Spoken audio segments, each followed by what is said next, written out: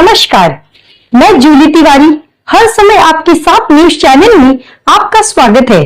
तो चलिए नजर डालते हैं आज के कुछ मुख्य समाचारों पर। बौद्ध समाज और वैश्विक बौद्ध विद्वानों के समन्वय हेतु डॉक्टर प्रशांत इंगड़े को कांग्रेस में राष्ट्रीय जिम्मेदारी। अखिल भारतीय कांग्रेस कमेटी AIECC अल्पसंख्यक विभाग द्वारा मुंबई मराठी पत्रकार संघ CSMT में आयोजित पत्रकार परिषद में महाराष्ट्र के प्रख्यात आम्बेडकरी चिंतक, सामाजिक कार्यकर्ता तथा मुंबई विश्वविद्यालय की पूर्व सीनेट सदस्य डॉक्टर प्रशांत रमेश इंगड़े की राष्ट्रीय स्तर पर नियुक्ति की घोषणा की गई। उन्हें भारत के बौद्ध समाज तथा विश्व भर में फैली बौद्ध विद्वानों और अयोध्यताओं के साथ समन्वय स्थापित करने के लिए अखिल भारतीय संयोजक पद की जिम्मेदारी सौंपी गई है।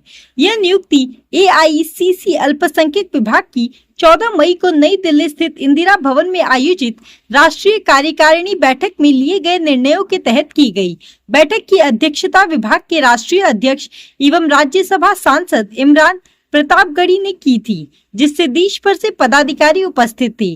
पत्रकार परिषद को संबोधित करते हुए डॉक्टर प्रशांत इंगड़े ने कहा कि भारत के सामाजिक परिवर्तन का इतिहास छत्रपति शिवाजी महाराज, संत तुकाराम महाराज, महात्मा ज्योतिराव फुले, क्रांति ज्योति सावित्रीबाई फुले, राजर्षि शाहू महाराज, संत गाडगे महाराज और डॉक्टर बाबा साहेब आम्बेडकर जैसे महान विभूतियों की वैचारिक परंपरा से समृद्ध है।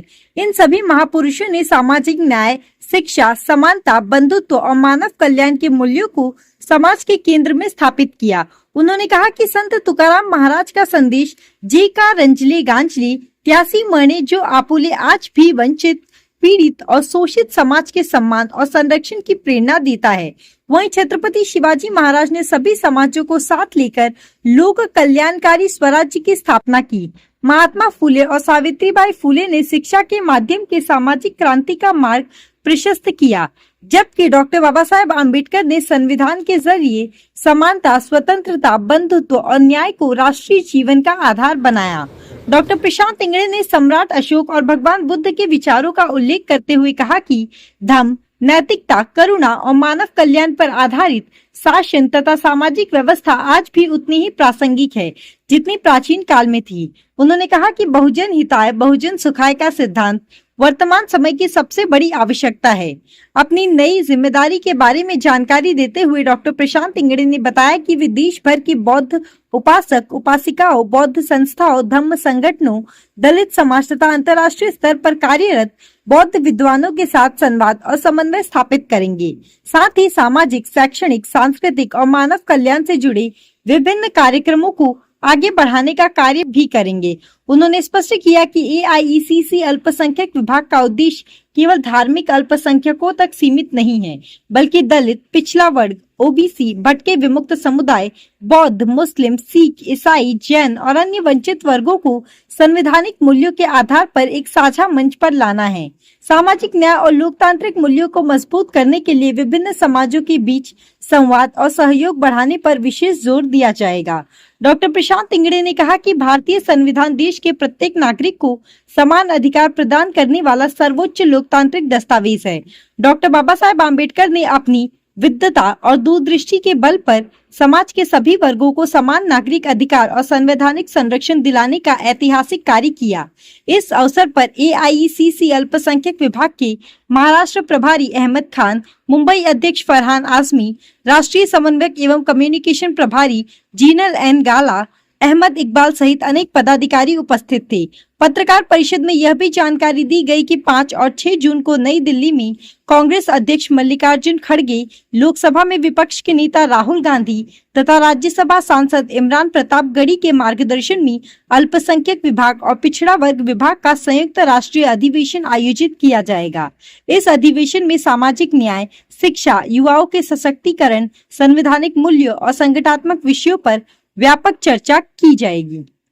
कार्यक्रम में आज मेरे साथ उपस्थित है हमारे किशोर जी धड़के साहब और हमारे शंकर भाई और दीपक भाई।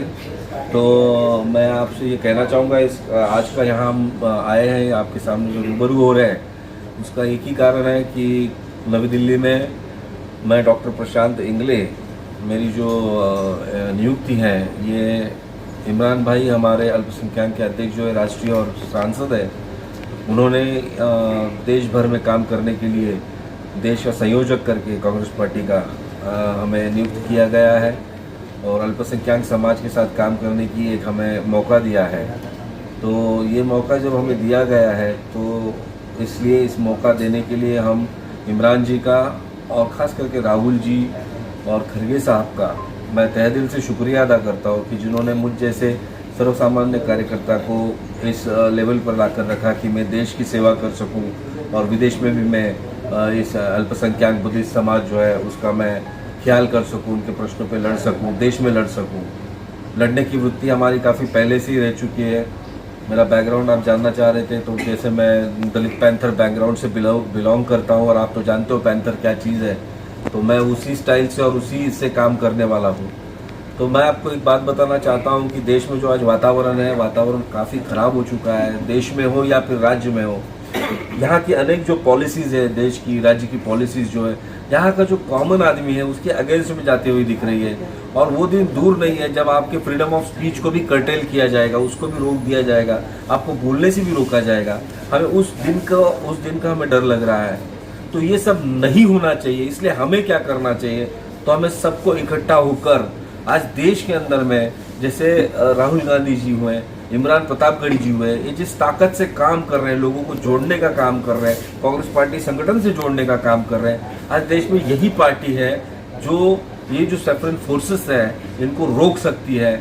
और उसके बाद में आपको बताना चाहूँगा कि हालात जो है वो किसी से छुपे नहीं हुए हैं। आज जितनी भी पॉलिसी की मैं बात कर रहा था, अभी आप शिक्षा की पॉलिसी ले लो, शिक्षा में पेपर फूट गया, नीट का पेपर फूटता है, सीबीएसई का पैटर्न जो होता है उसका पेपर लीक होता है। ये पेपर क्यों लीक हो रहे हैं? इतने बड़े पैमाने पे लीक हो रहे हैं। 24 लाख लोग इकट्ठा बैठे थे नीट के लिए। वो बच्चों के भविष्य का क्या? जो गरीब बच्चा पढ़ता है, काफ़ी मेहनत से पढ़ता है, मिडिल क्लास फैमिली का काफ़ी मेहनत से पढ़ता है, माता पिता कष्ट करते हैं और फिर उनको कहा जाता है कि अभी फिर से आपको तैयारी करनी है। अरे भाई, पिछले बार उसने किस हालात में तैयारी की है उसका जायजा किसी को है? किसी को नहीं है। तो ऐसे जो लोग हैं, गलत लोग, जो पैसों देकर पेपर खरीदते हैं और अपने बच्चों को कुछ बनाना चाहते हैं, वो इनजस्टिस कर रहे हैं किसी मेरिट वाले या लीगल बच्चे के साथ में। तो मैं ये कहना चाहता हूँ कि सीबीएसई का भी पेपर फूटा। सीबीएसई का पेपर जो लीक हुआ, उसके जो गुनहगार है उसको ढूंढने का काम 17 साल के लड़के ने किया। उसका नाम सार्थक सिद्धांत करके है। उसने ढूंढा, तह तक गया। तो मेरा सवाल यह है कि केंद्रीय यंत्रणा जो है, मशीनरी क्या कर रही थी? वो तफ्तीश तो उन्होंने करनी चाहिए थी। तो इसका मतलब केंद्रीय यंत्रणा फेल गई। राज्य में भी वही परिस्थिति है। राज्य में तो महाराष्ट्र तो अभी आगे आ गया। वो नीट के पेपर जो लीक्स हुए हैं, वो लीक के अंदर में तो सबसे पहला जहां से ये सब हुआ है कारनामा, पुणे उसमें ज्यादा आगे आ रहा है। यही हो रहा है। और इसी के साथ साथ जो अल्पसंख्यक समूह है उसके ऊपर अन्य अत्याचार बढ़ रहे हैं। आज आप देखो, नजदीक से जो उल्लासनगर से सटा हुआ इलाका है कल्याण, उस इलाके अंदर में जहाँ पे बुद्ध भूमि फाउंडेशन करके काफी बड़ी जगह है, तो कल्याण के कारपोरेशन एक जो आयुक्त है एकाएक उड़ जाते हैं और वहाँ पे बुलडोजर चला देते हैं। जो शांति का प्रतीक है बुद्ध का स्थान, जहाँ पे लोग विपश्यना के लिए आते हैं, और बुद्ध धर्म के लोग नहीं आते, अलग अलग धर्म जाति के लोग सारे वहाँ विपश्यना के लिए जाते हैं। तो उनके भावनाओं के साथ खेलने का क्या मकसद है आपका, और क्यों आप ऐसा कर रहे हो? जैसे बुद्ध की मूर्तियां तालिबान में तोड़ी गई थी, मुझे ऐसे लगता है कि यहाँ के आयुक्तों ने सेम वही कार्रवाई यहाँ पे की है। तो क्या आयुक्त उस विचार सरणी से आ रहे हैं? आप यूपीएससी पास करके आए हुए कमिश्नर हो, आपको बायस्ड होते हुए आपको जरा भी नहीं लगा? आप किसी एक का साथ दे रहे हो और इतने बड़े समूहों को आप ठुकरा रहे हो। मुझे नहीं लगता आप उस सीट पे बैठने के लिए डिजर्व भी करते हो। आप एक बार टटोलो, आप यूपीएससी जब पढ़ रहे थे आप कैसे पढ़ाई कर रहे थे, क्या शपथ ली थी आपने, वो सोचो और फिर लोगों के लिए काम करो। आपकी शपथ अगर आपको याद नहीं आ रही तो मैं कल्याण की गेट पे आता हूँ, कॉर्पोरेशन के बोर्ड लेके खड़ा रहता हूँ और आपको शपथ पढ़वाता हूँ, अगर आप चाहे तो। मेरा आपसे सीधा सवाल है, आपने जो ये कार्रवाई की, आपका मन जानता है कि आपने एक गलत कार्रवाई की है। विश्व को बुद्ध मानता है और उसकी जगह पे जाके उसी को मूर्ति को उठाना, स्तूप को तोड़ना, भीमा कोरेगांव के स्तंभ को डेमोलिश करना, उसका रेप्लिका जो था पुणे वाला रेप्लिका, उसको भी आपने डेमोलिश करवाया।